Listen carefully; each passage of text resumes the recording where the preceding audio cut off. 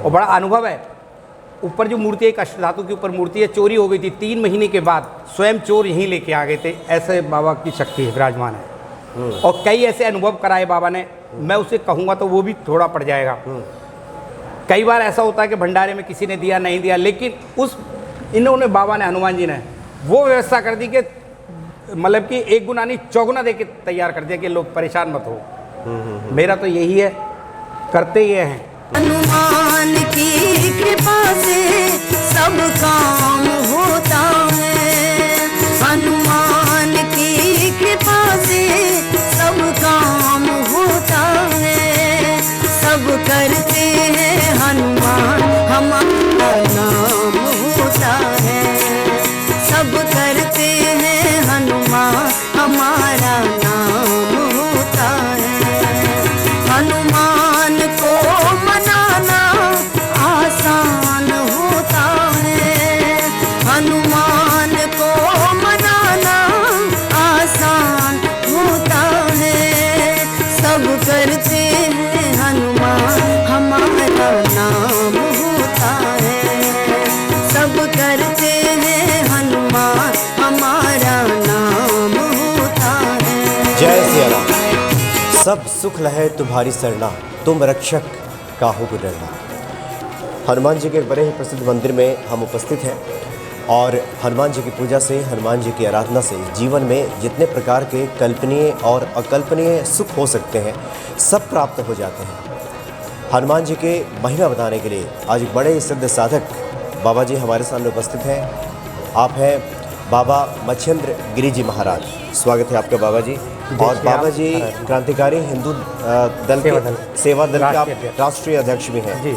और जो जानकारी मुझे मिली है, बाबा जी हनुमान जी के अच्छे साधक तो हैं ही, खास करके हमारा जो सनातन धर्म है उसकी बढ़ोतरी के लिए, उसकी एक तरह से देखें तो मजबूती के साथ स्थापना के लिए लगातार कार्य में लगे हुए हैं। और ऐसे बाबा जी से आज हम हनुमान जी की महिमा जानेंगे। बाबा जी, जिस मंदिर में हम लोग यहाँ पे भी खड़े हैं, ये कौन सी जगह है? ये हिंडन विहार है और शिव मंदिर बालाजी धाम के नाम से प्रसिद्ध है। बालाजी महाराज की जो मूर्ति है ये मेहंदीपुर से ही लाई गई थी। अच्छा। और उसी पहाड़ में से काट के बनाई गई है। ये बाबा के कई वर्षों से चोला अनमैरिड चढ़ाते हैं, कोई मैरिड नहीं, कोई शादीशुदा इसे मूर्ति को हाथ नहीं लगा सकता है। और बाबा की जो शक्ति है बहुत शक्तिशाली विराजमान है। बहुत लोगों के यहाँ संकटों के निवारण होते हैं। जो भी कोई किसी प्रकार की विपदा है उसको बाबा निवारण करते हैं। जी, यानी बाबा जी कोई ब्रह्मचारी है वही यहाँ चोला चढ़ाता है जी। जो शादीशुदा लोग हैं वो यहाँ चोला नहीं चढ़ाते। नहीं। जी जी। अच्छा बाबा जी, जैसे कि हमने कहा कि हनुमान जी की तो आराधना से, पूजा से सब सुख मिल जाता है जी। आपका क्या अनुभव है कि हनुमान जी की पूजा आराधना से इस कलयुग में सब संभव है? जी, कलयुग में केवल हनुमान जी ही अमर हैं, अमर हैं, क्योंकि संकटों का निवारण, क्योंकि माँ सीता ने, स्वयं रामचंद्र जी ने, सभी देवी देवताओं ने इनको अमरता का वरदान दिया। आज भी लेकिन लोगों को बहुत कम जानकारी है। अयोध्या के जो राजा राम थे उसके बाद में हनुमान जी को राजा राम बनाया गया, राजा बनाया गया था अयोध्या का। अच्छा। इस बारे में बहुत कम जानकारी है। आज भी अयोध्या के जो राजा हैं इस समय में हनुमान जी महाराज हैं। अच्छा, मतलब राम जी के बाद जो अयोध्या का कार्यभार है वो हनुमान जी के कंधे पे जी। हनुमान जी सारा संभालते हैं। जी जी। अच्छा अच्छा। जी जी जी। क्योंकि हर जगह जहाँ जहाँ श्री राम की चर्चा होती है, रामायण होती है, और ये सत्यता है, जहाँ अखंड कीर्तन श्री राम जी का, रामचरितमानस का होता है, वहाँ 100% कहता हूँ कि वहाँ हनुमान जी किसी न किसी स्वरूप में आते हैं। और निश्चित है, ये मुझे दृढ़ विश्वास है। और हनुमान जी को यदि प्रसन्न करना है, जैसे शंकर भगवान पे बिलपत्र चढ़ाते हैं, इसी तरीके से हनुमान जी पर भी, बालाजी महाराज पर भी बिलपत्र, श्री राम नाम लिख के आप बिलपत्र चढ़ाएंगे तो उससे भक्ति मिलेगी और शांति मिलेगी और कष्टों का निवारण मिलेगा। जी जी जी। बहुत सारे ऐसे भक्त हैं जो सांसारिक लोग हैं जी, वो चाहते हैं कि उद्देश्य है उनका कुछ ना कुछ, वो हनुमान जी को कैसे प्रसन्न करें? एक तो आपने बताया कि बेलपत्र चढ़ाए, श्री राम का नाम लिख करके हनुमान जी पर अर्पित करें। हाँ जी जी जी, उससे प्रसन्न होंगे हनुमान जी। और जो भक्त आपसे मिलने आते हैं, पूछते हैं और क्या बताते हैं, कैसे प्रसन्न होंगे हनुमान जी? करते तो यही है, नाम मेरा होता, करते यही है। लेकिन जैसे पीपल के पत्ते पर भी श्री राम सीताराम लिख के चढ़ाएंगे तो प्रसन्न होते हैं। दीपक की कोई ज़रूरत नहीं है, भाव का दीपक अवश्य जलना चाहिए। निश्चित बाबा संकटों का निवारण करते हैं। तो बाबा जी, ये हनुमान जी कब से यहाँ पे अवस्थित है? मैं 2001 में यहाँ आया था और मेरे से पहले विराजमान है बाबा। अच्छा। सन 80 से के लगभग का निर्माण है इस मंदिर। तो बाबा पहले से ही विराजमान है। तो बाबा जी आपके बारे में जो जानकारी मिली मुझे कि आप तो हिंदू धर्म के संस्थापनार्थाय, जैसे भगवान कृष्ण के बारे में कहा गया है, संभवामि युगे युगे, कि धर्म की स्थापनार्थ भगवान तो काम करते हैं, भक्त भी कार्य करते हैं, उस कार्य में आप लगे रहते हैं। उन कार्यों के बारे में कुछ बताना चाहिए। मेरा कार्य है जैसे कि हिंदुत्व पे धरातल पे कार्य करना है। आज जो समस्या आ रही हैं, जो कुछ लोग जो संप्रदाय हैं हिंदुत्व पर आक्रमण करती हैं, किसी प्रकार की टिप्पणियां करती हैं, उसका विरोध करना है और हर हिंदू की रक्षा करना हम सनातन धर्मियों का कार्य है और हम जिम्मेदारी से निभाएंगे, जैसे कि आज योगी जी निभा रहे हैं। कुछ विशेष अनुष्ठान के बारे में भी जानकारी मिली कि हर साल आप करते हैं, वो क्या अनुष्ठान है बाबा? गुरु महाराज जी हमारे श्री महंत रविंद्रपुरी जी के आज्ञा से मैं कई वर्षों से धूनी तपस्या करता हूँ। विराजमान हनुमान जी रहते हैं, गुरु महाराज के रूप में हनुमान जी विराजमान रहते हैं और वही पूर्ण रूप से मेरी सारी तपस्या को पूर्ण कराते हैं। और बड़ा अनुभव है। ऊपर जो मूर्ति है, एक अष्टधातु के ऊपर मूर्ति है, चोरी हो गई थी, 3 महीने के बाद स्वयं चोर यहीं लेके आ गए थे। ऐसे बाबा की शक्ति है विराजमान है। और कई ऐसे अनुभव कराए बाबा ने, मैं उसे कहूँगा तो वो भी थोड़ा पड़ जाएगा।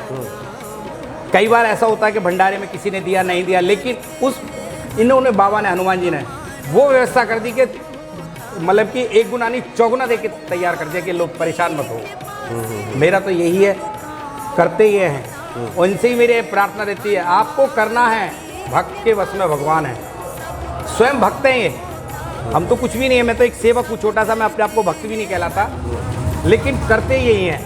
मेरी औकात नहीं जो मैं किसी प्रकार का भी कोई कार्य कर सकूं, करते यही है। केवल एक माध्यम बना रखा है, छोटा सा सेवक बना रखा है। जी बाबा जी कहा भी गया है, और मनोरथ जो कोई लावे सोई अमित जीवन फल पावे, यानी कि जो भी भक्त के मनोरथ में हृदय में आता है सब हनुमान जी पूरा कर देते हैं। जी। और राजस्थान में एक विशेषता है, जैसे शंकर भगवान पर सफ़ेद आँखें का फूल चढ़ता है, इसी तरीके से सफ़ेद आँखें की माला यदि चढ़ाएंगे तो हनुमान जी प्रसन्न होते हैं। और लड्डू का भोग, बूंदी का भोग, लड्डू का भोग और सफ़ेद आँखें की माला का आप चढ़ाएंगे हनुमान जी पर तो विशेष प्रसन्न रहेंगे हनुमान जी। ये सफ़ेद आँखें कोई फूल है ये? हाँ जी, सफ़ेद जो मदार बोलते हैं इसे। मदार का? अच्छा, सफ़ेद एक जंगली मदार होता है, एक सफ़ेद मदार होता है, जो कि जो शंकर जी को भी प्रिय है, वो हनुमान जी को भी प्रिय है। जैसे शंकर जी को श्री राम प्रिय हैं, इसी तरीके से हनुमान जी को श्री राम प्रिय हैं। जी जी।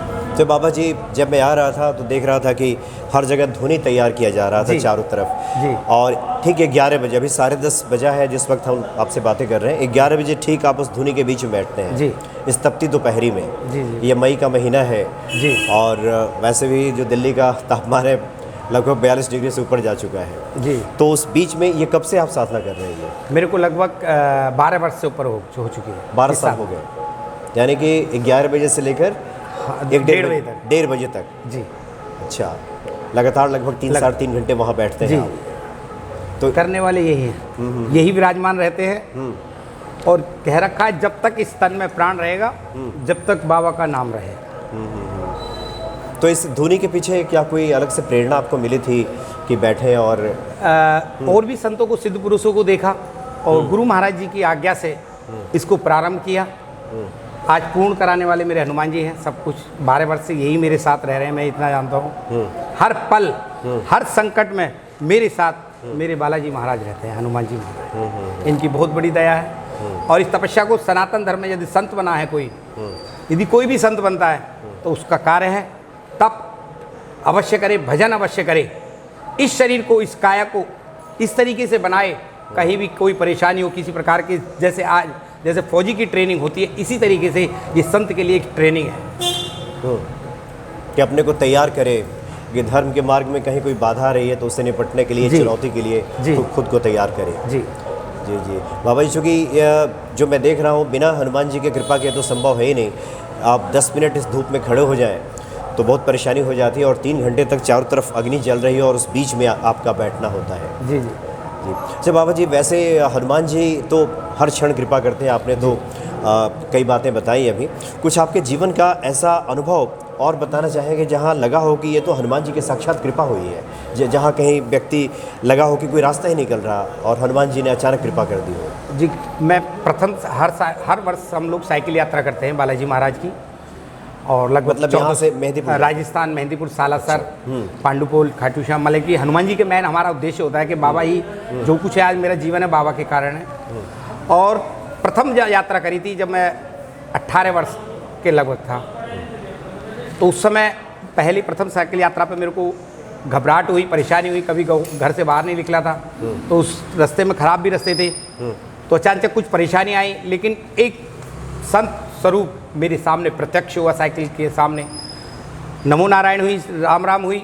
उन्होंने कहा कि जा बेटा चिंता मत कर, उन्होंने अचानक ही कहा और मेरा नाम लिया, भूतपूर्व नाम लिया। अच्छा। जो कि किसी को नाम नहीं पता था, भूतपूर्व नाम लिया। उसके बाद कहा कि तेरा भोजन वहाँ बना रखा है महोबा में, महोबा पड़ता है बालाजी से 20 किलोमीटर पहले, वहाँ वाकई लोग तैयार खड़े थे मेरे को रोकने के लिए, और भोजन की व्यवस्था सब, तो ये बहुत बड़ी महिमा है इनकी, ये सब व्यवस्था मेरी वही करते हैं। हर व्यवस्था, हर एक एक पल सब व्यवस्था इनकी है, मेरी कोई व्यवस्था नहीं है। जो कुछ हूँ मैं इन्हीं का सेवक हूँ, छोटा सा सेवक हूँ, कोई बड़ा मेहनत नहीं हूँ, कुछ नहीं हूँ, कोई तपी नहीं हूँ, तपता नहीं हूँ, कुछ नहीं है, केवल एक सेवक समझता हूँ मैं। जैसे प्रभु श्री राम के सेवक कहलाए, इसी तरीके से मैं सेवक हूँ, केवल छोटा सा। जी जी बाबा जी, हम आगे भी हनुमान जी के महिमा को लेकर हमारी कोशिश होगी कि आपसे हम बातचीत करते रहेंगे। आज तो चूँकि आपके पास भी समय कम है, साधना में बैठना है 11 बजे से।